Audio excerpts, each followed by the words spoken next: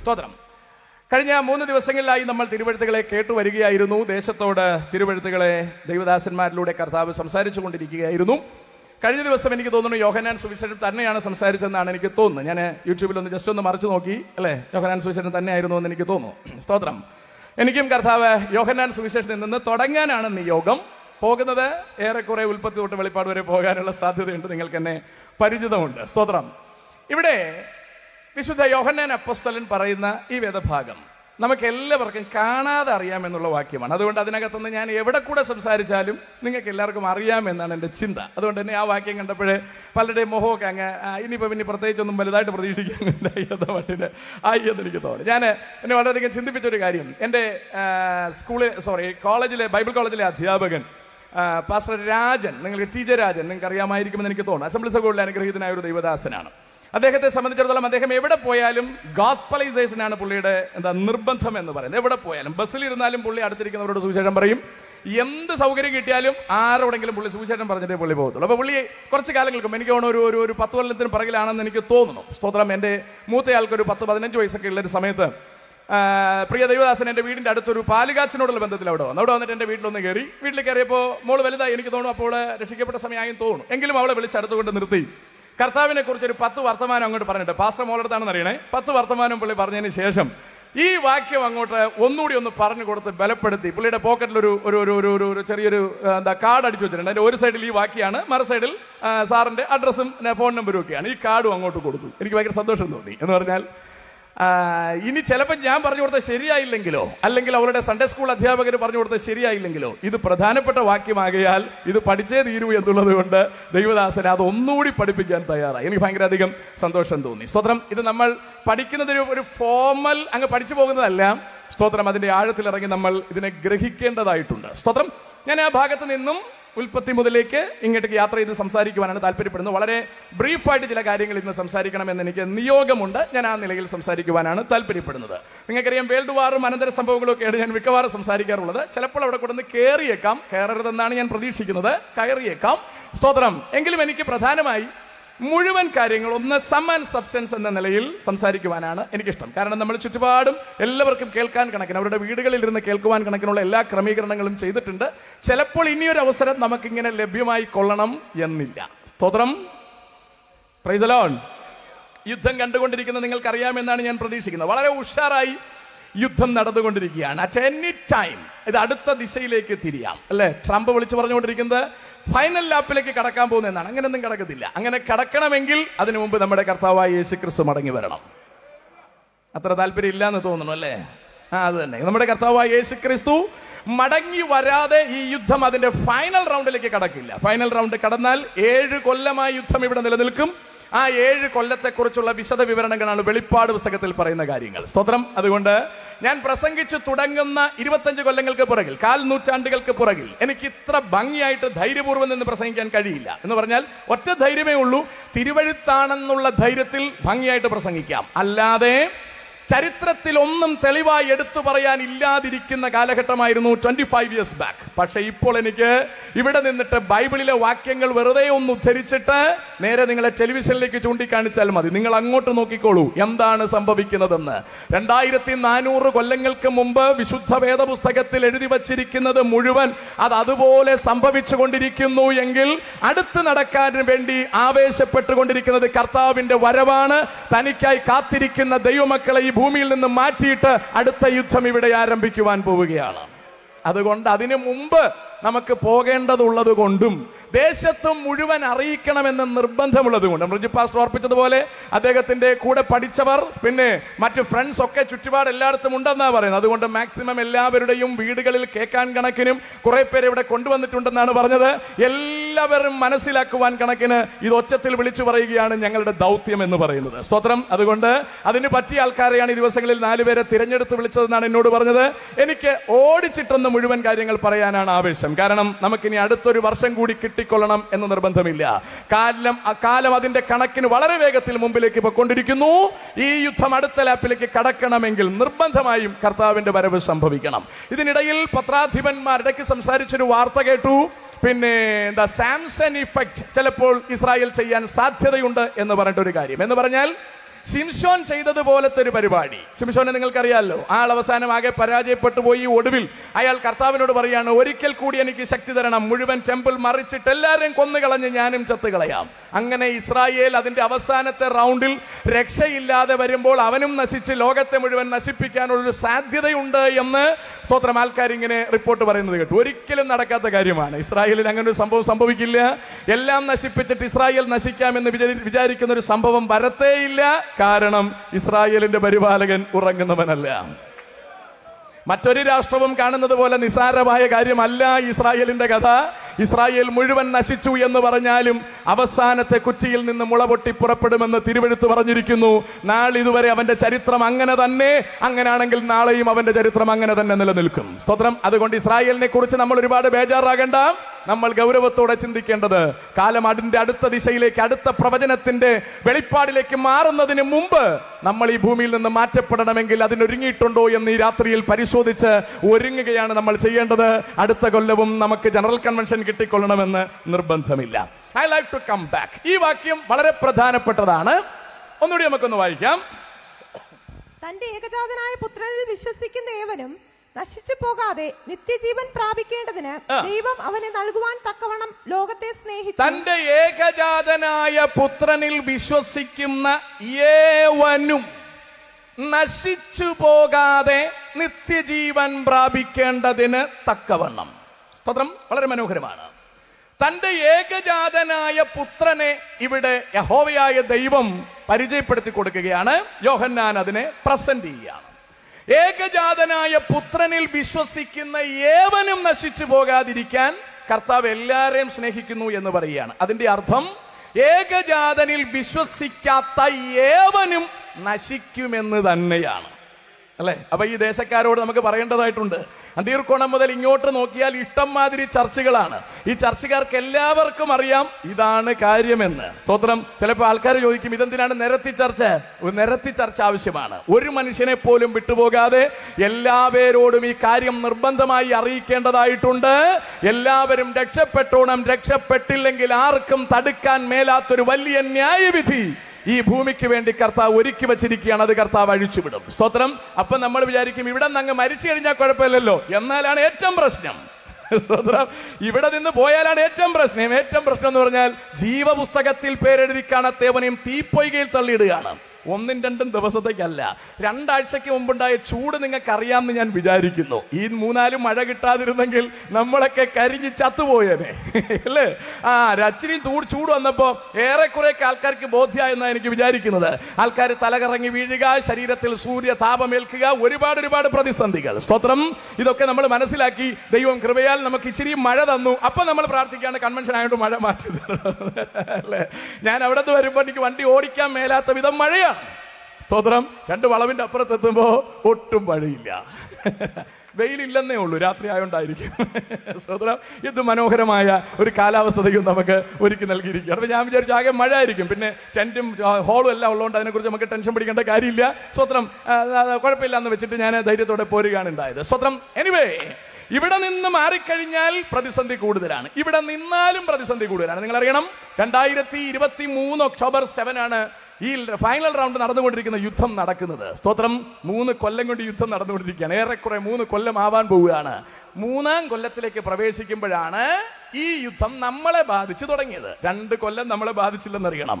2-2.5 കൊല്ലം നമ്മളെ ബാധിക്കാതിരുന്നത് നേരിട്ട് ബാധിച്ചത് നമ്മുടെ അടുക്കളയിലാണ്, അല്ലേ? ബോധം വരാൻ സാധ്യത കുറവാണ്.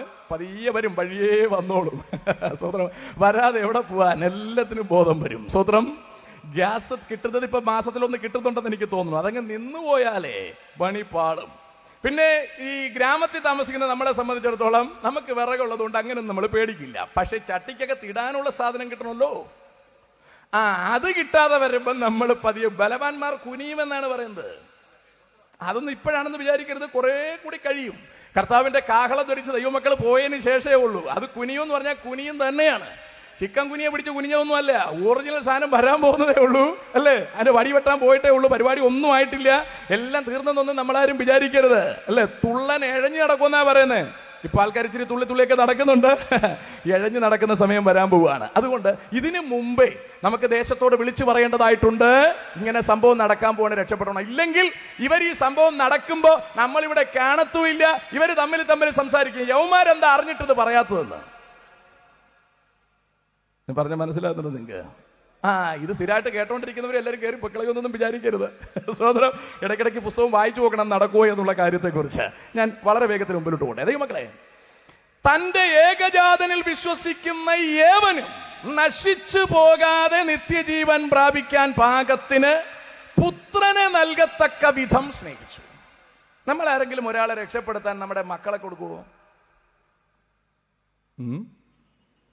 നമ്മുടെ മക്കളെ കൊടുക്കുവോ?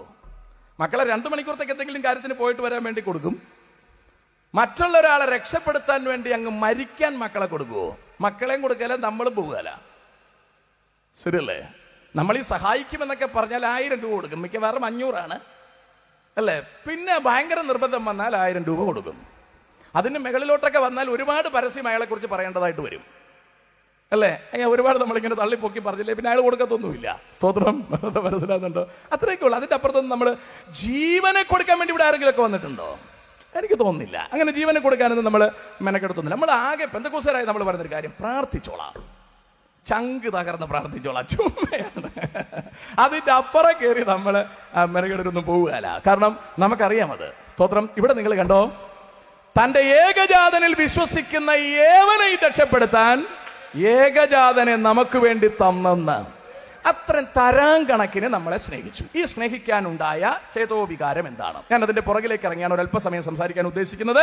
എനിക്ക് തന്ന സമയത്തിന്റെ പകുതിയോളം ഞാൻ അവിടെ ചെലവഴിക്കും, ദെൻ അടുത്ത പകുതിയോളം ഇങ്ങോട്ടുള്ള കാര്യവും സംസാരിക്കും. അതാണ് എന്റെ മനസ്സിലെ ഉദ്ദേശം. സ്തോത്രം. ഇല്ലെങ്കിൽ ഒരു പ്രശ്നം എന്ന് പറഞ്ഞാൽ, ഇവിടെ ഇരിക്കുന്നവർക്ക് ചിലപ്പോൾ മനസ്സിലായെന്നിരിക്കും, ഈ ഹോണിലൂടെ കേട്ടുകൊണ്ടിരിക്കുന്നവർക്ക് ചിലപ്പോൾ മനസ്സിലാകാൻ സാധ്യതയില്ല. ഇവരെന്താണ് ഈ പറയുന്നതെന്ന് അവർക്ക് എന്താണ് ഇവന്മാർ പറയുന്നത്? അവൻ വരവായി എന്ന് പറയുന്നത് എന്താണ്? പണ്ട് ഞാൻ കോളേജിൽ പഠിക്കുമ്പോൾ എന്നെ അവിടുത്തെ പ്രിൻസിപ്പൽ കളിയാക്കിയിട്ടുണ്ട്. നിങ്ങൾ ഇത് എന്താണ് ഈ പറയുന്നത്? അവൻ വരുന്നു എന്ന് പറയുന്നത് നിങ്ങളൊക്കെ തന്നെയാണോ? നമ്മൾ തന്നെയാണ് നിന്ന് വിളിച്ചു പറയുന്നത്, അല്ലേ?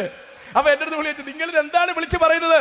അന്ന് എനിക്ക് പിന്നെ ഇത്രയും തിട്ടത്തോടുകൂടി പറഞ്ഞു കൊടുക്കാൻ അറിയില്ലായിരുന്നു. അല്ലെങ്കിൽ ഇന്ന് ഞാൻ മൊത്തം പറഞ്ഞു കൊടുത്തേനെ. സ്തോത്രം. ഇന്ന് നമുക്ക് കുറച്ചുകൂടി അറിവ് വന്ന സ്ഥിതിക്ക്, ഇത്രയും സൗകര്യം കിട്ടിയിരിക്കുന്ന സ്ഥിതിക്ക്, കർത്താവ് മഴയൊക്കെ മാറ്റി നിർത്തിയിരിക്കുന്ന സ്ഥിതിക്ക് നമുക്ക് മാക്സിമം വിളിച്ചു പറയാം, കേൾപ്പാൻ ചെവിയുള്ളവൻ കേൾക്കട്ടെ. എന്താണ് കഥ? നിരീശ്വരവാദം ഇന്ന് വളരെ ശക്തമാണ്. എക്സ് മുസ്ലിം എന്ന് പറയുന്നത് പോലെ എക്സ് പെന്തക്കോസ്റ്റ് ശക്തമായി വരികയാണ്. പെന്തക്കോസ്റ്റിൽ നിന്ന് ഒരുപാട് പേര് വിട്ടുപോവുകയാണ്. ഞാൻ അവരെയൊക്കെ അഭിസംബോധന ചെയ്ത് യൂട്യൂബിൽ സംസാരിക്കാറുണ്ട്. മിക്കവാറും ആൾക്കാർ അതിനൊന്നും മെനക്കെടാറില്ല. കാരണം എന്തൊരു റിസ്ക് എന്ന് പറയുന്നത് എനിക്കറിയില്ല. അപ്പൊ എന്നെ വളരെയധികം ചിന്തിപ്പിച്ചത്, നോർത്ത് ഇന്ത്യയിലൊക്കെ പാസ്റ്റേഴ്സിന്റെ മക്കളടക്കം ഈ കൃപയിൽ നിന്ന് പിറകോട്ട് പോവുകയും ഇതൊരു മതപരിവർത്തനമാണെന്ന് വ്യാഖ്യാനിക്കപ്പെടുകയും ചെയ്യുകയാണ്. മതപരിവർത്തനമാണോ ഇതെന്ന് ചോദിച്ചാൽ അങ്ങനെയാണെന്നും പറയാം. മനപരിവർത്തനമാണോ എന്ന് ചോദിച്ചാൽ അങ്ങനെയാണെന്നും പറയാം. ഏത് പരിവർത്തനമാണെന്ന് നിങ്ങൾ ചോദിച്ചാലും ഈ പരിവർത്തനം ഇവിടെ ഉണ്ടായേ പറ്റൂ, ഇല്ലെങ്കിൽ എല്ലാം കൂടി നരകത്തിൽ പോകേണ്ടതായി വരും. അത്തരമൊരു പരിവർത്തനം മാനവകുലത്തിന് ഇവിടെ ഉണ്ടായില്ലെങ്കിൽ എല്ലാവരെയും നാശത്തിലേക്ക് കൊണ്ടുപോകുവാൻ പിശാച് സർവ്വസന്നാഹത്തോടുകൂടി തയ്യാറെടുത്ത് നിൽക്കുന്നുണ്ട്. ഇക്കാര്യം മാലോകർ മുഴുവൻ അറിയണം. സ്തോത്രം. എന്താണ് ഈ നടക്കുന്ന സുവിശേഷം എന്ന് പറയുന്നത്? എന്താണ് ദൈവം ലോകത്തെ സ്നേഹിച്ചു എന്ന് പറയുന്നതിന്റെ അർത്ഥം? ഇൻഷാട്ട് പിറകിലേക്ക് പോവുകയാണ്. ദൈവം മനുഷ്യനെ ദൈവത്തിന്റെ സാദൃശ്യ സ്വരൂപത്തിൽ സൃഷ്ടിച്ചു എന്ന് തിരുവെഴുത്ത് പറയുന്നു. ബാക്കി ഒരു സൃഷ്ടിപ്പിലും ദൈവത്തിന്റെ സാദൃശ്യമോ സ്വരൂപമോ ചേർത്തതായി നമ്മൾ കാണുന്നില്ല. സകലത്തെയും കർത്താവ് സൃഷ്ടിക്കുന്നത് ഉണ്ടാകട്ടെ എന്ന് വിളിച്ചു പറഞ്ഞു. എല്ലാം കയറി വരികയാണ് ചെയ്തത്. ഒന്നിനെയും കർത്താവ് റിസ്ക് എടുത്ത് സൃഷ്ടിച്ചില്ല. ആകെ സൃഷ്ടിച്ചത് ഒരല്പം റിസ്ക് എടുത്തത് മനുഷ്യനെ സൃഷ്ടിക്കുന്ന കാര്യത്തിൽ മാത്രമാണ്. ദൈവം നമ്മളെ മണ്ണുകൊണ്ട് സൃഷ്ടിച്ചു. അവന്റെ മൂക്കിൽ ജീവശ്വാസമൂതി അവൻ ജീവനുള്ള ദേഹിയായി തീർന്നു എന്ന് പറഞ്ഞാൽ അവൻ ദൈവത്തെ പോലെ ചിന്തിക്കാനും തെരഞ്ഞെടുക്കാനും പ്രവർത്തിക്കാനും ഒക്കെയുള്ള സർവ ക്വാളിറ്റി ഉള്ളവനായി മനുഷ്യൻ മാറി. ഞാൻ പറഞ്ഞതിന്റെ അർത്ഥം പിടിയോ? മൃഗത്തിന് ഇത്തരത്തിൽ ചിന്തിക്കാനുള്ള സംവിധാനമൊന്നുമില്ല. പക്ഷികൾക്ക് ഇമാതിരി ചിന്തിക്കാനുള്ള സംവിധാനമൊന്നുമില്ല. അതുകൊണ്ട് തന്നെ പക്ഷികൾക്കോ മൃഗങ്ങൾക്കോ അവരുടെ കൂടുകൾക്കും അവരുടെ കുടുംബ സംവിധാനങ്ങൾക്കും ഒന്നും ചിന്തിച്ച് തീരുമാനമെടുക്കാനുള്ള ക്രമീകരണം ഒന്നും തന്നെ ഇല്ല, അല്ലേ? കാക്ക 500 കൊല്ലം മുമ്പ് കൂട് വെക്കുന്നതും ഇങ്ങനെ തന്നെയാണ്, ഇപ്പൊ കൂട് വെക്കുന്നതും ഇങ്ങനെ തന്നെയാണ്. അവർക്ക് പ്രത്യേകിച്ച് ആർക്കിടെക്ട് ഒന്നുമില്ല, അല്ലെ, പ്രത്യേകിച്ച് ബാക്കി സംവിധാനങ്ങളൊന്നുമില്ല, ഒന്നുമില്ല. അവർക്ക് അന്നും ഇന്നും ഒരുപോലെ തന്നെയാണ്. മൃഗങ്ങളെ എല്ലാറ്റെയും നിങ്ങൾ നോക്കൂ, ഇണചേരൽ അടക്കമുള്ള എല്ലാ ക്രമീകരണങ്ങളും കർത്താവ് സിസ്റ്റം സെറ്റ് ചെയ്തിരിക്കുന്നതിൽ നിന്ന് ഒരു ചേഞ്ചിങ്ങും വന്നിട്ടില്ല. പക്ഷെ നമ്മുടെ കാര്യം അങ്ങനല്ല. നമുക്ക് ഓരോ കാര്യം ഓരോ സമയം ചിന്തിച്ച് തോന്നും പോലെ പ്രവർത്തിക്കാൻ സർവ്വ സ്വാതന്ത്ര്യമുണ്ട്. മീറ്റിംഗ് കഴിഞ്ഞ് തെക്കോട്ട് പോകണോ വടക്കോട്ട് പോകണോ എന്ന് ഇവിടെ നിന്ന് കയറിയിട്ട് നിങ്ങൾക്ക് തോന്നും പോലെ ചിന്തിക്കാം. അങ്ങനെ നിങ്ങൾക്ക് അപ്ലൈ ചെയ്യുകയും ചെയ്യാം. ഞാൻ പറഞ്ഞത് മനസ്സിലാക്കാൻ പറ്റുന്നുണ്ടോ? ആ മൃഗത്തിന് അങ്ങനെ ചെയ്യാൻ പറ്റത്തില്ല. സ്വതന്ത്രം പക്ഷികൾക്ക് അങ്ങനെ ചെയ്യാൻ പറ്റത്തില്ല. തോന്നുന്ന ഫുഡ് അവർക്ക് കഴിക്കാൻ പറ്റത്തില്ല. നമുക്ക് അങ്ങനെ ഇവിടെ റോഡിൽ ചെന്നിട്ട് അവിടെ ചെല്ലുമ്പോൾ എന്ത് ഫുഡുണ്ട്, അവിടെ അൽഫാം എന്നാ പിന്നെ അൽഫാം ആയിക്കോട്ടെ, ദോശയും ചമ്മന്തി എന്നാ പിന്നെ അങ്ങനെ ആയിക്കോട്ടെ. കണ്ടോ, ഇതാണ് അതിന്റെ പ്രത്യേകത. അങ്ങനെ കാക്കയ്ക്ക് അങ്ങനെ പറ്റില്ല. സ്തോത്രം. തോന്നുന്നത് മാറി കഴിക്കാൻ പറ്റത്തില്ല. മൃഗങ്ങൾക്കൊന്നിനും അങ്ങനെ പറ്റില്ല. അവർക്കൊരു സിസ്റ്റം വെച്ചിട്ടുണ്ട്. ആ സിസ്റ്റത്തിന് അപ്പുറത്തേക്ക് അവർക്ക് പോകാൻ പറ്റത്തില്ല. മനുഷ്യന് ഏത് സിസ്റ്റത്തിൽ പോകാനുള്ള സ്വാതന്ത്ര്യം ദൈവം തന്നിരിക്കുന്നു. മനസ്സിലായോ? അപ്പനമ്മയും വേണമെങ്കിൽ നോക്കാം, ഇല്ലെങ്കിൽ അടിച്ചിറക്കാം. എന്താ എല്ലാവരും മിണ്ടാതിരിക്കുന്നത്?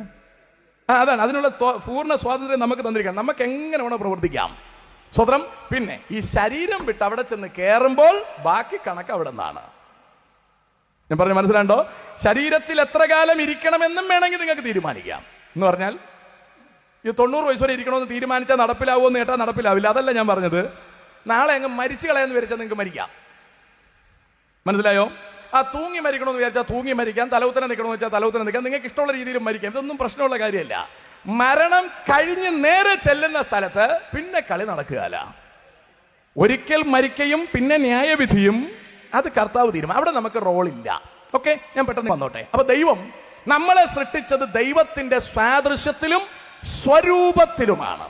സാദൃശ്യ സ്വരൂപത്തിൽ സൃഷ്ടിച്ചതിന്റെ കുറച്ചുകൂടി കഥ മാറ്റി പറഞ്ഞാൽ നമ്മളെ അറിയപ്പെട്ടിരുന്നത് ദൈവ മക്കൾ എന്നാണ്. മറ്റാർക്കും ഇല്ലാത്ത പദവിയാണ് ദൈവ മക്കൾ എന്ന പദവിയാണ്. സ്തോത്രം. അപ്പൊ ദൈവ മക്കളായിരുന്ന മനുഷ്യൻ പിതാവായ അപ്പനായ ദൈവത്തോടൊപ്പമാണ് ഏദനിലായിരുന്നത്. ഓക്കെ, ബാക്കി അറിയാലോ നിങ്ങൾക്ക്. അടുത്ത കാര്യത്തിലേക്ക് കിടക്കുകയാണ്. ബാലരമക്കഥ പറയും പോലെ പറഞ്ഞു പോകാനാണ് ഞാൻ ഇന്ന് രാത്രിയിൽ ഉദ്ദേശിക്കുന്നത്. കാരണം മെയിൻ കാര്യം നിങ്ങൾക്ക് സ്ട്രൈക്ക് ചെയ്യാൻ പറ്റണമെങ്കിൽ ഇതിങ്ങനെ പറഞ്ഞാലേ നിവർത്തിയുള്ളൂ. അതുകൊണ്ടാണ് ഞാനത് പറയുന്നത്. സ്തോത്രം. അടുത്ത പാഠത്തിലേക്ക് നമ്മൾ കിടക്കുമ്പോൾ കാണുന്നത് കർത്താവ് പറയുകയാണ്, ഏദനിൽ മനുഷ്യനെ കൊണ്ടാക്കിയിട്ട് പറഞ്ഞു, തോട്ടത്തിലെ സർവ്വവൃക്ഷങ്ങളുടെയും ഫലം ഇഷ്ടം പോലെ തിന്നാം. തോട്ടത്തിന്റെ നടുവിൽ ഒരു വൃക്ഷമുണ്ട്, അത് തിന്നരുത്, തിന്നാൽ മരിക്കും എന്ന് പറയുന്നു. അതിനെ നമ്മൾ നമ്മുടെ ഭാഷയിൽ പറഞ്ഞാൽ തിന്നുന്ന നാളിൽ നമ്മൾ തമ്മിലുള്ള ബന്ധം കട്ടാവും എന്ന് പറഞ്ഞാൽ, തിന്നുന്നത് വരെ നിങ്ങൾ എൻ്റെ മക്കളാണ്, ഞാൻ നിന്റെ അപ്പനാണ്. തിന്നു കഴിഞ്ഞാൽ നീ എൻ്റെ മക്കളല്ല, ഞാൻ നിന്റെ അപ്പനുമല്ല. കണ്ടോ, മനുഷ്യന് അധികാരം കൊടുക്കാണ്. You can decide. മനുഷ്യന് തീരുമാനിക്കാം, നിങ്ങൾ എൻ്റെ മക്കളായി തുടരുന്നുവോ അതോ മക്കളല്ലാതെ തുടരുന്നുവോ, നിങ്ങൾക്ക് തീരുമാനിക്കാം. കണ്ടോ, ഇതാണ് ദൈവത്തിന്റെ പ്രത്യേകത. നാട്ടിൽ മനുഷ്യർ മതങ്ങളെ സൃഷ്ടിച്ചു, മതങ്ങൾ പിന്നെ ദൈവങ്ങളെ സൃഷ്ടിച്ചു എന്ന് പാടുന്ന പാട്ടുണ്ടല്ലോ. അങ്ങനെ ഈ ദൈവത്തെ നാട്ടുകാർ ഉണ്ടാക്കിയ ദൈവമല്ല. ഈ ദൈവമാണ് അഖിലാണ്ടത്തെ ആകമാനം ഉണ്ടാക്കിയത്. സ്തോത്രം. ഇപ്പൊ ശാസ്ത്രമൊക്കെ പറയുന്നത് എല്ലാം പൊട്ടിത്തെറിച്ചുണ്ടായി എന്നൊക്കെയാണ് പറയുന്നത്. അവരവിടെ നിന്ന് പറയട്ടെ. നമുക്ക് തൽക്കാലം അതിന്റെ പുറകെ പോകാനുള്ള നേരം നമുക്ക് പോരാ. ഇതെല്ലാം പൊട്ടിത്തെറിച്ചുണ്ടായി എന്ന് വിശ്വസിച്ചാലുള്ളൊരു നേട്ടം എന്ന് പറഞ്ഞാൽ ഇതിന്റെ പുറകിൽ ഒരു സൃഷ്ടാവോ ഒരു ഡിസൈനറോ ഒരു സസ്റ്റൈനറോ ഒക്കെ ഉണ്ടെന്ന് വിശ്വസിക്കേണ്ട എന്നുള്ളതാണ് അതിന്റെ ഒരു നേട്ടം. ദൈവത്തിന്റെ അടുക്കലേക്ക് പോകാതെ മാക്സിമം മനുഷ്യനെ വഴിതിരിച്ചു വിടുക എന്നുള്ളതാണ് ചെകുത്താന്റെ അടിസ്ഥാനപരമായ ഉദ്ദേശം. സ്തോത്രം. അതിനുവേണ്ടി ഇപ്പോ ഈ സോഷ്യൽ മീഡിയയുടെ കടന്നുവരവ് പിശാച് ഭംഗിയായിട്ട് ഉപയോഗിക്കുന്നു. നമ്മുടെ ദൈവമക്കൾ ഉപയോഗിക്കുന്നില്ല എന്ന് വേണം മനസ്സിലാക്കാൻ. പിശാച് അവന്റെ കാര്യം വളരെ ഭംഗിയായിട്ട് ചെയ്യുന്നുണ്ട്. ദൈവമക്കൾ കയറി കുറെ ഷോർട്സും കണ്ടിട്ട് ഇറങ്ങി പോകും, അല്ലേ? അല്ലെങ്കിൽ 2-3 യൂട്യൂബ് കണ്ടിട്ട്, അല്ലേ, പച്ചക്കറി എങ്ങനെ എന്താ പറയാ, പിന്നെ പലഹാരം എങ്ങനെ ഉണ്ടാക്കാം എന്നുള്ളത് കണ്ടിട്ട് അവർ വീട്ടിൽ പോകും. ഇത് ഉണ്ടാക്കി തന്നിട്ട് എന്താണ് കാര്യം, അല്ലേ? പിശാച് വളരെ ബുദ്ധിയോടുകൂടി സോഷ്യൽ മീഡിയയുടെ എല്ലാ പ്ലാറ്റ്ഫോംസും വളരെ ഭംഗിയായിട്ട് കർത്താവിൽ നിന്ന് മാനവകുലത്തെ വഴിപിഴപ്പിക്കാനുള്ള എല്ലാ വലകളും വിരിച്ചിട്ട് അവർ കാത്തിരിക്കുകയാണ്. സ്തോത്രം. ഇതിന്റെ ഒരു കണ്ണി പൊട്ടിക്കാൻ പോലും നമുക്ക് കഴിയുന്നില്ലെങ്കിൽ, സ്തോത്രം, നമ്മൾ എന്തോ പറയാനാണ് എനിക്ക്. സ്തോത്രം. നമ്മുടെ ജോലി നമ്മൾ ചെയ്തിരിക്കണം. ഒരു വർത്തമാനേ നിങ്ങൾക്ക് പറയാൻ ഒക്കത്തുള്ളൂ. നിങ്ങൾ പറഞ്ഞിരിക്കണം, യേശുക്രിസ്തുവിനെ ദൈവമല്ലെന്ന് ഉയർത്തി പറയാൻ മാലോകർ മുഴുവൻ തയ്യാറാകുമ്പോൾ അവൻ ദൈവമാണ് എന്നും നമ്മുടെ രക്ഷകനാണ് എന്നും ഒരിക്കലെങ്കിലും വിളിച്ചു പറയാൻ കഴിയുന്നില്ലെങ്കിൽ എന്തിനാണ് ദൈവമക്കളെന്ന കോലം ധരിച്ചിരിക്കുന്നത്? അതിന് നമുക്ക് ആ ബോധ്യം ആദ്യം വരണം. സ്തോത്രം. ആ ബോധ്യം നമുക്ക് വരണം. ഞാൻ അതിലേക്ക് വേഗത്തിൽ നിങ്ങളെ കൊണ്ടുവരാം. അപ്പൊ ദൈവ മക്കൾ എന്ന പൊസിഷൻ നമുക്ക് തന്നിട്ട് മക്കൾ പദവി വേണമോ വേണ്ടയോ എന്ന് തീരുമാനിക്കാനുള്ള സർവാധികാരം നമ്മളിലേക്ക് തന്നെ കർത്താവ് തന്നു. ഓക്കെ, സംഭവിച്ചത് നിങ്ങൾക്കറിയാം. ഏദനിൽ ഒരു സർപ്പം കിടക്കുകയാണ്. സർപ്പം പിശാചല്ല, പിശാച് സർപ്പത്തിന്റെ ഉള്ളിൽ കടന്ന് സർപ്പത്തെ പതിയെ തോട്ടത്തിലേക്ക് വിട്ട് സർപ്പം ഹവ്വയോട് സംസാരിക്കുകയാണ്, ഏതെങ്കിലും വൃക്ഷത്തിന്റെ ഫലം തിന്നരുതെന്ന് വാസ്തവത്തിൽ കൽപ്പിച്ചിട്ടുണ്ടോ? ചോദ്യം അങ്ങനെ ചോദിച്ചാലേ അവളെ തള്ളിയിടാൻ പറ്റത്തുള്ളൂ. ചുമ്മാതെ ചോദിച്ചാൽ ഏതെങ്കിലും വൃക്ഷം തിന്നരുതെന്ന് പറഞ്ഞിട്ടുണ്ടോ? അങ്ങനെ വെച്ചാൽ നടക്കുകയല്ല. കുറച്ച് വളരെ മയപ്പെടുത്തി വളരെ ഷാർപ്പായിട്ട് മറിച്ചിടാൻ പാകത്തിനുള്ള ആപ്പുകൾ അതിനകത്ത് വെച്ച് ആണ് ചോദിക്കുന്നത്. ഏതെങ്കിലും വൃക്ഷത്തിന്റെ ഫലം തിന്നരുതെന്ന് വാസ്തവമായി കൽപ്പിച്ചിട്ടുണ്ട്. അവള് പറഞ്ഞു വേണ്ട, തിന്നരുതെന്ന് മാത്രമല്ല തുടരുതെന്ന് പറഞ്ഞിട്ടുണ്ട്. പിശാചിനെ ഓടിക്കാൻ വേണ്ടിയിട്ടായിരിക്കും അങ്ങനെ പറഞ്ഞെന്ന് എനിക്ക് തോന്നുന്നു. സ്തോത്രം. അടുത്ത ഡയലോഗ് കഥ മാറ്റി സംസാരിക്കുകയാണ്. സർപ്പം പറയാണ്, ഇത് തിന്നാൽ മരിക്കില്ല നിശ്ചയം. കണ്ടോ, ഉറപ്പെടുക്കണം, മരിക്കില്ല നിശ്ചയം. പിന്നെ ഈ മെയ് മാസത്തിലാണ് കഴിക്കുന്നതെങ്കിൽ 2 ഓഫർ കൂടിയുണ്ട്. എന്താണ് ഓഫർ? കണ്ണ് തുറക്കും, പിന്നെ ദൈവത്തെ പോലെയാകും. കണ്ടോ, ഓഫർ കിട്ടി കഴിഞ്ഞാൽ ആരാ ഒരു പാപം ചെയ്യാൻ ബുദ്ധിമുട്ടുന്നത്? പാപത്തിനൊരു പ്രത്യേകത ഉള്ളത്, പാപം മധുരമുള്ളതാണ്. പാപം തൊലിപ്പുറത്തെങ്കിലും മധുരമുള്ളതാണ്. ആഴത്തിൽ കേടുവരുത്തുന്നതാണെങ്കിലും തൊലിപ്പുറത്ത് മധുരമുള്ളതാണ് പാപം. പാപത്തിന് അങ്ങനെ ഒരു മൂടുണ്ട്. ഞാൻ ആ ഭാഗത്തേക്ക് കടക്കുന്നില്ല, തിരിച്ചു വരാം. ഇവിടെ സർപ്പൻ 2 ഓഫറും, ആദ്യം ഒരു ഉറപ്പും കൊടുത്തു, 2 ഓഫറും കൊടുത്തു. ഉറപ്പ് കൊടുത്തത് മരിക്കത്തില്ല നിശ്ചയം. ഓഫർ കണ്ണ് തുറക്കും, ദൈവത്തെ പോലെ ആവും. പിശാചിന് ഭംഗിയായിട്ട് അറിയാം, ഇത് തിന്നാൽ ദൈവവുമായിട്ടുള്ള ബന്ധം കട്ടാവും. ഇത് തിന്നാൽ then and there ദൈവ മക്കളല്ലാതായി മാറും ഇവരെന്ന് പിശാചിനറിയാം. ഇവർ അനാഥരായി മാറുമെന്ന് പിശാചിനറിയാം. അറിഞ്ഞുകൊണ്ടാണ് ഓഫർ അടക്കം സമർപ്പിച്ചു കൊടുത്തത്. കണ്ണടച്ച് തുറക്കുന്നതിന് മുമ്പേ ആന്റി വൃക്ഷഫലം കണ്ടപ്പോ പണ്ട് കണ്ടതുപോലെ അല്ല. പണ്ട് ഇതൊക്കെ കാണാൻ വലിയ സൗന്ദര്യമായിട്ട് തോന്നില്ല. ഇപ്പൊ കണ്ടപ്പോ കാണാൻ ഭംഗിയുള്ളത്, അത് കണ്ണിലങ്ങ് കൊളുത്തി. കണ്ടോ, അതാണ് ദുരുപദേശങ്ങളുടെ പ്രത്യേകത, അതാണ് കണ്ണിക്കൊളുത്തും. മനസ്സിലാട്ടോ? അതുകൊണ്ട് ദുരുപദേശങ്ങൾ വളരെ സൂക്ഷിച്ച് നമ്മൾ പരിഹരിച്ചില്ലെങ്കിൽ, ശ്രദ്ധിച്ചില്ലെങ്കിൽ ഉറപ്പായിട്ട് നമ്മൾ പരാജയപ്പെടും. ഈ യുദ്ധക്കളത്തിൽ ഞാൻ മനസ്സിലാക്കിയിടത്തോളം പീഡകളൊന്നും അല്ല പ്രശ്നം. അതൊക്കെ ആൾക്കാർ തരണം ചെയ്തു പോകും. പീഡയൊന്നും പ്രശ്നമൊന്നുമില്ല. പിടിച്ച് ജയിലിലിട്ടാലൊന്നും നമ്മളെ വിശ്വാസത്തിന് പുറകോട്ടാക്കാൻ പറ്റത്തില്ല. പക്ഷെ ദുരുപദേശം, അതിന്റെ മൂർച്ച വലുതാണ്, അതിന്റെ മൂർച്ച അപാരമാണ്. അത് തരണം ചെയ്ത് മുമ്പിലേക്ക് പോവുക അത്ര എളുപ്പമല്ല. ഞാൻ സഭകളിൽ കണ്ട ഏറ്റവും വലിയൊരു മെനകേട് ബൈബിൾ ക്ലാസ്സുകളില്ല എന്നുള്ളതാണ്. ഇവിടെ ഇപ്പോൾ ബൈബിൾ ക്ലാസ് ഉണ്ടെന്ന് പറയുന്ന കേട്ടാൽ വലിയ സന്തോഷമുണ്ട്. സ്തോത്രം. അതെനിക്ക് തോന്നുന്നു സീനിയർ ബൈബിൾ അല്ലേ, അങ്ങനെ എന്താണ് പേരിട്ടിരിക്കുന്നത്. അങ്ങനെ പോരാ, എല്ലാവർക്കും ബൈബിൾ ക്ലാസ് വേണം. എല്ലാവർക്കും ബൈബിൾ ക്ലാസ് വേണം. എത്ര മാസം വേണമെന്ന് ചോദിച്ചാൽ പെട്ടി കയറുന്നത് വരെ വേണം. കുറ്റി ഇടുമ്പോൾ നിങ്ങൾക്ക് മതിയാക്കാം. കുറ്റി ഞങ്ങൾ വെളിയിൽ നിട്ടോളാം. You understand? Praise the lord. ഞാൻ കഴിഞ്ഞ ദിവസം ഒരാളിനെ കാണാൻ പോയി. ബൈബിൾ സ്കൂളിലൊക്കെ പഠിച്ച് വീട്ടിൽ ഇരിക്കുകയാണ് മൂപ്പര്. സുവിശേഷ വേലയും കാര്യങ്ങളൊന്നുമില്ല, വീട്ടിൽ ഇരിക്കുകയാണ്. വേറെ കുറേ ഹിസ്റ്ററി ഉണ്ട്, ഞാൻ അതൊന്നും പറയുന്നില്ല.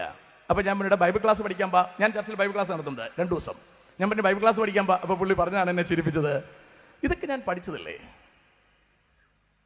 ഞാൻ പറഞ്ഞു, മനസ്സിലായിട്ടോ, ഇതൊക്കെ ഞാൻ പഠിച്ചതല്ലേ. അത് എന്ന് പഠിച്ചു തീർക്കുമെന്നാണ് ഈ ഉദ്ദേശിക്കുന്നത് അല്ലേ? പഠിച്ചു തുടങ്ങിയിട്ടില്ലെന്നുള്ളതാണ് ഈ പറഞ്ഞതിന്റെ അർത്ഥം. അതുകൊണ്ട് എല്ലാ ചർച്ചിലും, എൻ്റെ ശബ്ദം കേൾക്കുന്ന എല്ലാ ചർച്ചിലും എല്ലാ ദൈവദാസന്മാരും ഞായറാഴ്ച ആരാധന നടത്താൻ വിട്ടുപോയാലും വേണ്ടില്ല, നിങ്ങൾ ബൈബിൾ ക്ലാസ് പഠിപ്പിക്കണം. മൊത്തം ഒരു ശ്മശാന മൂകതല്ലേ. Praise the lord. നിർബന്ധമായും ബൈബിൾ ക്ലാസ് പഠിപ്പിക്കണം, പഠിക്കണം, പഠിപ്പിക്കണം. അവർ പറഞ്ഞ വിശ്വാസികൾക്ക് ഇഷ്ടമല്ലെന്നാണ്, ആർക്ക് ഇഷ്ടമല്ലെന്നാണ്, എല്ലാത്തിനും പിടിച്ചുകൊണ്ടിരുത്തണം. നിർബന്ധമായി പിടിച്ചുകൊണ്ടിരുത്തണം. വചനം പഠിപ്പിക്കണം, പഠിക്കേണ്ടതാണ് ആവശ്യം. നമ്മുടെ ന്യൂ ജനറേഷന്റെ പ്രത്യേകത കഥ എന്താണെന്ന് അവർക്ക് മനസ്സിലായിട്ടില്ലെന്നുള്ളതാണ്.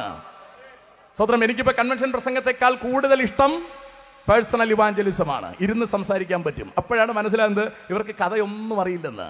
ഈ ഒരു പ്രത്യേകത എന്താണെന്ന് അറിയാമോ? നിങ്ങൾ ഇങ്ങനെ നോക്കി കയ്യൊക്കെ അടിച്ച് കയ്യൊക്കെ പൊക്കി ഉഷാറായിട്ടിരിക്കും, നിങ്ങൾക്കൊന്നും മനസ്സിലായില്ലെന്ന് എനിക്കറിയാൻ പറ്റില്ല. മറ്റേ നമ്മൾ അടുത്തിരുന്ന് സംസാരിക്കുകയാണെങ്കിൽ എനിക്ക് ചോദിക്കാൻ പറ്റും, ചോദിക്കുമ്പോൾ മനസ്സിലാവും നിങ്ങൾക്ക് സാധനം മനസ്സിലായില്ല എന്ന്. പിന്നെ എനിക്ക് കുറച്ചുകൂടി വിശാലമായി ഓപ്പറേഷൻ ചെയ്യാൻ പറ്റും. ഞാൻ പറഞ്ഞത് പിടികിട്ടുന്നുണ്ടോ? പിടികിട്ടി കാണും നിങ്ങളുടെ ഇരിപ്പ് കണ്ടിട്ട്. സ്വതന്ത്രം. എല്ലാവരും ക്ഷീണിച്ചിരിക്കുകയാണ്, സാരമില്ല, ഉറങ്ങിപ്പോരുത്, വളരെ സന്തോഷത്തോടെ ഇരിക്കണം. ദൈവമക്കളെ, മുമ്പിലേക്ക് വരാം. ഇവിടെ ദൈവ മക്കളായിരുന്ന ആദമിനെയും ഹവ്വയെയും നിസ്സാരമായൊരു സംസാരത്തിലൂടെ, കണ്ടോ, സംസാരം നേരെ ചെല്ലുന്നത് ദേഹിയിലാണ് ചെല്ലുന്നത്. ദേഹിയിലാണ് സംശയത്തിന്റെ വിത്തിട്ട് കൊടുത്തത്. ദേഹിയാണ് വർക്ക് ചെയ്തത്. ദേഹി ഒരിക്കലും ദൈവവുമായിട്ടുള്ള ബന്ധം വിച്ഛേദിക്കണം എന്ന ഉറപ്പിന്മേലല്ല അവർ വൃക്ഷഫലം തിന്നത്. ഈ പിശാച് പറഞ്ഞ എന്താ പറയുക, വാഗ്ദത്തത്തിലാണ് അവർ തിന്നത്. കണ്ടോ, ഒരിക്കലും മറ്റേ കാര്യം പറഞ്ഞില്ല. ഏത്? ഇത് തിന്നാൽ ദൈവവുമായുള്ള ബന്ധം കട്ടാവും. ഇത് പറഞ്ഞ ആരും തിന്നത്തില്ല, ആരും തിന്നത്തില്ല. അതുകൊണ്ടാവും പറഞ്ഞത് ഇത് തിന്നാ മരിക്കത്തില്ല നിശ്ചയം, അല്ലേ? കണ്ണ് തുറക്കും, ദൈവത്തെ പോലെ ആകും. ഒരു കാര്യമില്ലാത്ത 2 എക്സ്ട്രാ സാധനം കൂടെ കൊടുത്തു. സ്തോത്രം. അവൻ അങ്ങ് അതിൽ വീണു എന്നുള്ളതാണ് പ്രത്യേകത. സ്തോത്രം. മാന്യ ദൈവമക്കളെ, ഈ പുത്തൻ കാലഘട്ടത്തിൽ നമ്മൾ കാര്യങ്ങൾ തിരിച്ചറിയണം, അല്ലേ? നമുക്കെല്ലാം ഭയങ്കര തിരക്കാണ് ആൾക്കാർക്ക്. 1.5 മണിക്കൂറൊക്കെയാണ് ആരാധന മിക്കവാറും ഇടങ്ങളിൽ. അത് തന്നെ ആൾക്കാർക്ക് ഇരിക്കാൻ പാടെന്നാ പറയുന്നേ. സ്തോത്രം. 1.5 മണിക്കൂറായിരിക്കുന്നത്. എന്റെ ചർച്ചിലിടയ്ക്ക് ഒരു വിശ്വാസി വന്നിട്ട് പറഞ്ഞു, പാസ്റ്ററെ 12 മണിക്ക് വിടാമെങ്കിൽ ഞങ്ങൾ ആരാധനയ്ക്ക് വരാം. ഞാൻ പറഞ്ഞു, വേണ്ട. എന്തുമാത്രം നല്ല ചർച്ചകളടക്കം നമ്മുടെ ചർച്ച ആരാധന വരുമ്പോൾ 4 മണിയാവും. 3:30 എന്തായാലും കഴിയും. സ്തോത്രം. ഇന്നിപ്പോ ഞാൻ രാത്രിയിൽ ഇങ്ങോട്ട് വരണമെന്നുള്ളതുകൊണ്ട് ഇതിന്റെ ഇടയ്ക്ക് ഇച്ചിരി നേരം കിടക്കണമെന്നുള്ളത് 3:30 അങ്ങ് നിർത്തി. ഇല്ലെങ്കിൽ 4 മണിയാവും. ആൾക്കാരിങ്ങനെ അന്തം വിട്ടിരിക്കുകയാണ്, യുവമാരുത് എവിടെ നിന്ന് വരുന്നതാണെന്ന്. ഇപ്പൊ നിങ്ങൾക്ക് ഏകദേശം ഊഹ കിട്ടിക്കാണുമല്ലോ. ഉച്ചത്തെ മീറ്റിംഗ് 4 മണിക്കാണ് നിർത്തുന്നതെങ്കിൽ രാത്രിയിലത്തെ ഗതി എന്താവും എന്നൊന്നും വിചാരിച്ച് നിങ്ങൾ ടെൻഷൻ പിടിക്കേണ്ട. ഞാൻ സമയത്ത് തന്നെ നിർത്താം. ദൈവമക്കളെ, ഞായറാഴ്ച വേറെ 100 പണിക്ക് വേണ്ടി നിങ്ങൾ നിൽക്കേണ്ട കാര്യമില്ല. അങ്ങനെയുള്ളവർ ചുമ്മാ ആരാധനയ്ക്ക് കൊണ്ടുപോയിട്ട് ഒരു കാര്യമില്ല. ഇവർ വന്ന് പണ്ടെൻ്റെ അടുത്തൊരു ദൈവാസം പറഞ്ഞതുപോലെ, നിങ്ങളുടെ അടുത്തുള്ള ചർച്ചിലെ പാസ്റ്റർ തന്നെയാണ് പറഞ്ഞത്. ഞാൻ ചോദിച്ചു, നിങ്ങൾ എന്തിനാണ് ചർച്ചിൽ ഇരുത്തിയിരിക്കുന്നത് ചോദിച്ചപ്പോൾ ആ ദൈവാസൻ എൻ്റെ അടുത്ത് പറഞ്ഞാണ്, പറന്നു പോകാതിരിക്കട്ടെന്ന്. എന്ന് പറഞ്ഞാൽ മനസ്സിലായി കാണുമെന്ന് വിചാരിക്കുന്നു. ഫാന് നല്ല സ്പീഡിൽ ഇടുമ്പോഴേ പായൊക്കെ പറന്നങ്ങ് പോകാതിരിക്കാൻ വേണ്ടി ഗുണം പിടിക്കുകയല്ലെങ്കിലും ഇത് 4-5 ഇരിക്കട്ടെന്ന്. പിടിയിട്ടുണ്ടോ? നമ്മൾ അങ്ങനെ പറന്നു പോകാതിരിക്കുന്നവരായി മാറരുത്. നമ്മൾ ഇരിക്കുന്നതിന് ഉദ്ദേശമുണ്ടാവണം. ആ ഉദ്ദേശം നമുക്ക് നടത്തിയെടുക്കാൻ പറ്റണം.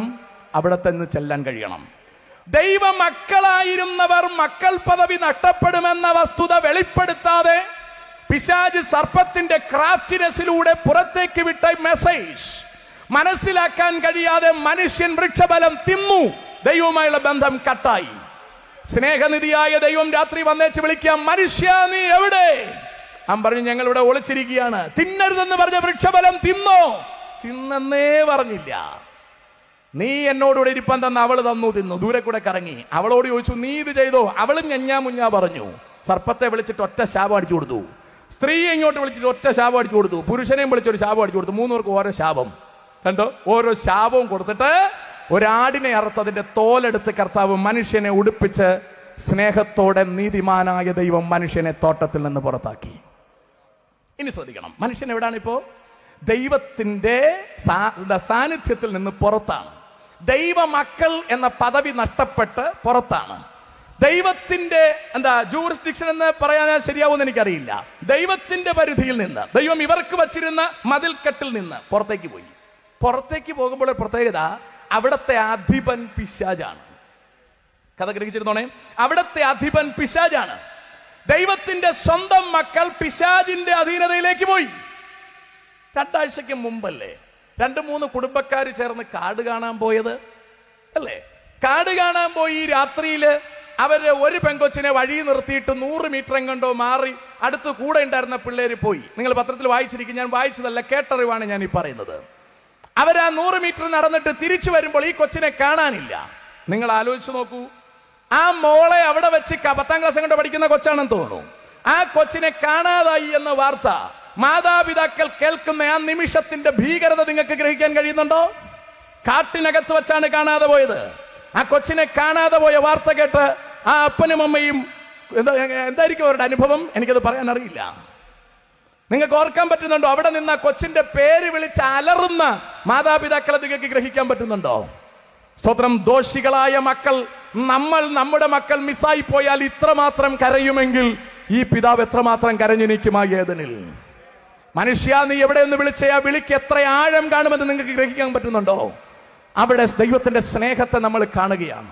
പക്ഷെ ദൈവത്തിന് ഒന്നും ചെയ്യാൻ കഴിയില്ല. ദൈവം നിസ്സഹായനായി മാറുകയാണ്. ആ ദൈവം മനുഷ്യനെ വസ്ത്രം ധരിപ്പിച്ച് തോട്ടത്തിന് പുറത്താക്കി പിശാചിന്റെ കയ്യിലേക്ക് മനുഷ്യൻ പോവുകയാണ്. പിന്നെ അവന്റെ നിയന്ത്രണം പിശാച് ഏറ്റെടുക്കുന്ന തരത്തിലേക്ക് വരികയാണ്. പക്ഷെ ദൈവത്തിന് മനുഷ്യനെ വിടാൻ പറ്റില്ല, കാരണം ദൈവത്തിന്റെ മക്കളാണ്. മാന്യ സുഹൃത്തുക്കളെ, നമ്മൾ ഓരോരുത്തരും ദൈവത്തിന്റെ മക്കളാണ്. നമ്മൾ അംഗീകരിച്ചാലും അംഗീകരിച്ചില്ലെങ്കിലും നമ്മളെ കർത്താവ് തന്റെ സാദൃശ്യത്തിൽ സൃഷ്ടിച്ചതാണ്. നമ്മൾ വിശ്വസിച്ചാലും വിശ്വസിച്ചില്ലെങ്കിലും, നിങ്ങൾ ഏതെങ്കിലും മതത്തിൽ വിശ്വസിച്ചാലും, നിങ്ങൾ ഒരു മതത്തിലും വിശ്വസിച്ചില്ലെങ്കിലും, നിങ്ങൾ ദൈവത്തിൽ വിശ്വസിച്ചാലും വിശ്വസിച്ചില്ലെങ്കിലും മനുഷ്യനാണോ നിങ്ങൾ ദൈവത്തിന്റെ മക്കളാണ്. നിങ്ങളെ ദൈവം സ്നേഹിക്കുന്നു, നിങ്ങൾ അംഗീകരിച്ചാലും അംഗീകരിച്ചില്ലെങ്കിൽ. ഞാൻ ഈ കൗൺസിലിംഗ് ഫീൽഡിൽ വർഷങ്ങളായിട്ട് നിൽക്കുകയാണ്. പല മക്കളും പറയാറുണ്ട്, എന്റെ മാതാപിതാക്കൾക്ക് എന്റെ അടുത്ത് സ്നേഹമില്ല. ചുമ്മാ പറയുന്നതാണ്. അവർക്ക് മറ്റാരോടെങ്കിലും അമിത സ്നേഹം വന്നിട്ട് അതിന് ഇവർ വിലങ്ങ് വെക്കുന്നു എന്ന കാരണത്താൽ ഇവർ പറയുന്നു എന്റെ മാതാപിതാക്കൾക്ക് സ്നേഹമില്ല. അതുപോലെ മാത്രമേ ഉള്ളൂ ഈ മനുഷ്യർ പറയുന്നത്. ഞങ്ങൾക്ക് ദൈവമില്ലെന്നും ക്രിസ്ത്യാനി പറയുന്ന ദൈവം ദൈവമല്ലെന്നും ഒക്കെ പറയുന്നതിന്റെ പുറകിലെ ഛേദോവികാരം അവർക്ക് തോന്നിയാസത്തിന് നടക്കാനും ഈ ദൈവത്തെ ദൈവമായി അംഗീകരിക്കാതിരിക്കുന്നതിനും വേണ്ടിയാണ് ഇവർ ഇമാതിരി ഡയലോഗുകൾ പറയുന്നത്. സ്തോത്രം. ആ ഭാഗം അവിടെ നിൽക്കട്ടെ. ഏതായാലും മനുഷ്യൻ പിശാചിന്റെ ഇടയിലേക്കായി പോയി. മഹാദൈവം ഈ മനുഷ്യനെ തേടി അവന്റെ അടുക്കലേക്ക് ഇറങ്ങി വരുന്നതാണ് നമ്മൾ പിന്നീട് കാണുന്ന ചരിത്രം. പുതിയ നിയമത്തിൽ എത്തിയിട്ടില്ല, പഴയ നിയമത്തിൽ തന്നെ പിന്നീട് നമ്മൾ കാണുന്ന ചരിത്രം. പിശാചിന്റെ അധീനതയിൽ കിടക്കുന്ന മനുഷ്യനെ രക്ഷപ്പെടുത്താൻ ദൈവം താഴേക്ക് ഇറങ്ങി വരികയാണ്. സ്തോത്രം. അന്ന് പിതാവ്, പുത്രൻ, പരിശുദ്ധാത്മാവെന്ന് 3 വ്യക്തിത്വത്തിൽ നമ്മൾ കാണുന്നില്ല, ഒന്നായിട്ട് തന്നെയാണ് കാണുന്നത്. ആ പിതാവ് മനുഷ്യന്റെ ഇടയിലേക്ക് ഇറങ്ങി വരികയാണ്. സ്തോത്രം. എല്ലാ വീട്ടിലും നടക്കുന്നത് കൊലപാതകമാണ്. ആദ്യത്തെ യാഗം പിശാച് കൊലപാതകമാക്കി കൊടുത്തു. ദൈവം നേരിട്ട് ഇടപെട്ട് പറഞ്ഞു, ഇടാ പാപം വാതിൽക്കൽ കിടക്കുന്നു, നീ അതിനെ കീഴടക്കണം. അവന് കീഴടക്കാൻ കഴിയാത്ത വിധം പാപം അവന്റെ മേൽ ശക്തി പിടിച്ചു. കേട്ടോ, എത്ര മനോഹരമായിട്ടാണ് പിശാച് വർക്ക് ചെയ്യുന്നത് നോക്കിയേ. കർത്താവിനെ പരാജയപ്പെടുത്തുകയാണ് പിശാച് എന്ന് പറഞ്ഞാൽ മനസ്സിലായോ? എന്ന് പറഞ്ഞാൽ ദൈവത്തിന്റെ ഒരു പ്രത്യേകത, ദൈവം നമ്മളെ സൃഷ്ടിച്ചത് നമുക്ക് പൂർണ്ണ അധികാരം തന്നിട്ടാണ്. ഞാൻ പറഞ്ഞില്ലേ, ചിന്തിക്കാനുള്ള ശേഷി മാത്രമല്ല, തിരഞ്ഞെടുക്കാനുള്ള ശേഷി, നമുക്ക് ജീവിക്കാനുള്ള പൂർണ്ണ അധികാരം നമുക്ക് തന്നിരിക്കുകയാണ്. ആ അധികാരത്തെ പിശാച് കയ്യേറ്റം ചെയ്യും, ദൈവം കയ്യേറ്റം ചെയ്യില്ല. ഞാൻ പറഞ്ഞതിന്റെ അർത്ഥം പിടികിട്ടിയോ? പിശാച് കയ്യേറ്റം ചെയ്യും, ദൈവം കയ്യേറ്റം ചെയ്യില്ല. ദൈവത്തിന്റെ ഒരു പ്രത്യേകത, വാതിൽക്കൽ നിന്ന് മുട്ടുന്നു, വാതിൽ തുറന്നാൽ അകത്തോട്ട് കയറാം. പിശാചിന്റെ പ്രത്യേകത, വാതിലിന്റെ അടുത്തേ വരുന്നില്ല, ഓട് പൊളിച്ചിറങ്ങുന്നു. പിടികിട്ടുന്നുണ്ടോ? ഇതാണ് ദൈവവും പിശാചും തമ്മിലുള്ള വ്യത്യാസം. ഇത് വളരെ ഗൗരവമുള്ളതാണ്. ഇനി നമ്മൾ കാണാൻ പോകുന്ന അടുത്ത നമ്മുടെ ഗവൺമെന്റിന്റെ സിസ്റ്റം എന്ന് പറയുന്നത് നമ്മൾ ചിന്തിക്കുന്നത് പോലും അവരറിയുമെന്നുള്ളതാണ്. മനസ്സിലാണ്ടോ? ഒരു പ്രൈവസി ഇവിടെ ഉണ്ടാവില്ല. ഞാൻ കഴിഞ്ഞ ദിവസം ലൈബ്രറിയിൽ പോയപ്പോ ഒരു മനോഹരമായ ഇൻഫോയുടെ ഒരു പുസ്തകം കിട്ടി എനിക്ക്. ഞാനത് വായിച്ചു നോക്കുമ്പോൾ ഞാൻ ഞെട്ടിപ്പോയി. എന്ന് പറഞ്ഞാൽ AI ഇപ്പൊ ഡെവലപ്മെന്റ് നിങ്ങൾക്ക് അറിയാമല്ലോ. മെറ്റയും ജെമിനിയും ഒക്കെ മാത്രമല്ല ഇപ്പോൾ ഉള്ളത്, അതിനേക്കാൾ ഒരുപാട് മുകളിലേക്ക് പോയി. എന്ന് പറഞ്ഞാൽ എന്റെ കൂടെ ഒരു വ്യക്തി നിന്ന് എന്റെ കാര്യങ്ങൾ ചെയ്യുന്ന കണക്കിന് കാര്യങ്ങൾ ചെയ്യാൻ AI വളർന്നിരിക്കുന്നു. എന്ന് പറഞ്ഞാൽ റിജു പാസ്റ്റർക്ക് ഒരു സമ്മാനം കൊടുക്കണമെന്നിരിക്കട്ടെ, അമ്മാതിരി ഒരു സമ്മാനം റിജു പാസ്റ്റർക്ക് കൊടുക്കണമെന്നുണ്ടെങ്കിൽ എനിക്ക് ഈ ആപ്പിനോട് ആവശ്യപ്പെടാം. ഇങ്ങനെയാണ് കാര്യം. റിജു പാസ്റ്ററെ കുറിച്ച് പറയാം, എന്റെ എമൗണ്ട് ഇത്രയാണെന്ന് പറയാം, അദ്ദേഹത്തിന് ആവശ്യമുള്ള ഒരു സമ്മാനം അദ്ദേഹത്തിന് എത്തിക്കണം എന്ന് മാത്രം പറഞ്ഞാൽ മതി. ആദ്യം അദ്ദേഹത്തെ കുറിച്ച് മൂപ്പര് പഠിക്കും, അദ്ദേഹത്തിന് ഇഷ്ടപ്പെട്ട സാധനത്തെ കുറിച്ച് പഠിക്കും, എന്റെ ബജറ്റ് വിലയിരുത്തും. എന്നിട്ട് അമ്മാതിരി സാധനം ലോകത്തിൽ എവിടെ ഉണ്ടെങ്കിലും അവൻ അതിനെ പർച്ചേസ് ചെയ്ത് എന്റെ ബാങ്കിൽ നിന്ന് പൈസ അവിടെ എത്തിച്ച് ആ സാധനം കൃത്യമായി റിജു പാസ്റ്റർ കയ്യിലെത്തിക്കും. എന്ന് പറഞ്ഞാൽ മനസ്സിലേക്ക് കാണും, ഒരാൾ എന്റെ കൂടെ നിന്ന് വർക്ക് ചെയ്യുന്നതിന്റെ സെയിം ഇഫക്റ്റ്. മനസ്സിലാകുന്നുണ്ടോ? ഞാൻ അവിടെ ഇരുന്ന് ഇങ്ങനെ കറങ്ങിപ്പോയത്, പരിശുദ്ധാത്മാവിനെ കർത്താവ് ഇതുപോലല്ലേ നമ്മുടെ കൂടെ തന്നിരിക്കുന്നത്.